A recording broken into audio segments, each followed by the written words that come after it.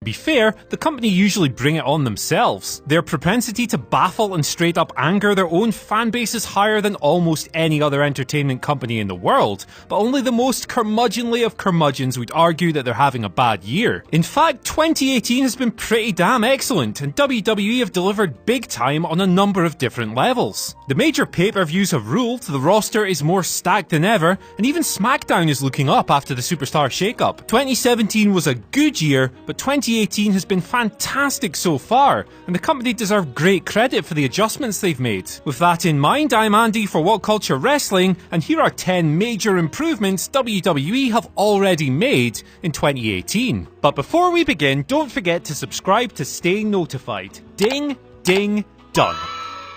Number 10, 205 Live. For the first year of its lifespan, WWE's Cruiserweight show was essentially Little Guy Raw, offering nothing different to the company's mainline product. Now, however, things couldn't be more different. The cast of characters is largely the same, but the way they're being used is key. 205 blends NXT's smart, simple storytelling with exciting in-ring action harking back to the Cruiserweight classic. It's brilliant, and if you're not watching it, you're missing out. This is all down to Triple H, who took the show over from Vince McMahon in January, and long may his reign continue. Number 9, heel Nakamura. He might be one of WWE's most beloved wrestlers, but with AJ Styles around, Shinsuke Nakamura was never going to be SmackDown's top babyface. Turning him heel was a great move. Not only has it cleared a pathway all the way to the top, but it has helped Shinsuke unlock some of the old viciousness that used to permeate his New Japan work, making him significantly more interesting when the bell rings. After a blasé main roster run so far,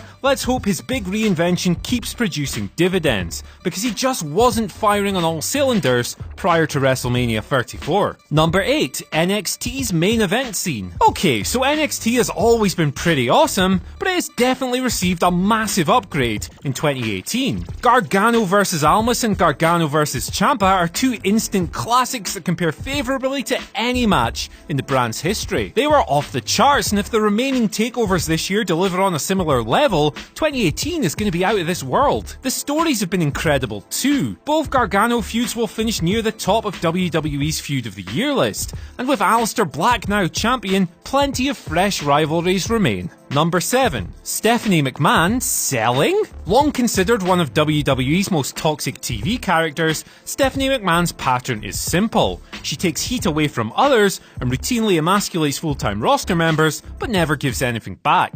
Well, 2018 might just be the year all that changes. Steph has been shockingly giving in her feud with Ronda Rousey. She has done more to sell the former UFC champion's threat than anyone, and after tapping at WrestleMania and getting beat down the night after, she's playing her role to perfection. Here's hoping that this is a legitimate change of direction for Stephanie and not a false dawn, as she's been tremendous this year. Number 6, clearing Daniel Bryan. This one is a no-brainer, and while Daniel Bryan has only been cleared for a few weeks, he has already brought major improvements. Let's be honest, none of us gave a damn about Sami and Kevin versus Shane McMahon prior to this, but Daniel's clearance turned it into one of WrestleMania's most anticipated matches, and his eventual victory was a huge emotional moment. It's almost as if he's never been away, and after showing no obvious signs of ring rust so far, it's exciting to think about what the future holds for the former general manager. That feud with The Miz is high on most people's wish lists. If booked correctly, it's a match that could conceivably headline WrestleMania 35,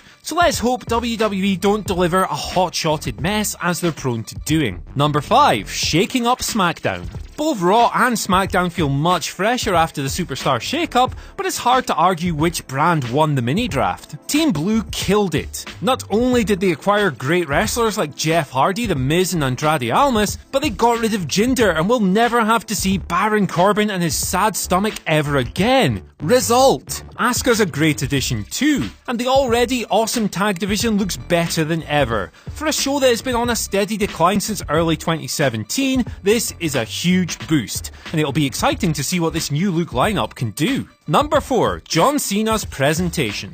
Last year, John Cena was a shambles. Sure, he had that great match with AJ Styles, but he was trash after the Miz feud, under-delivering in big matches with Roman Reigns, Baron Corbin and Rusev. The John Cena of 27 was a relentless banter merchant who gave the impression he couldn't be arsed, but this year, John's been excellent.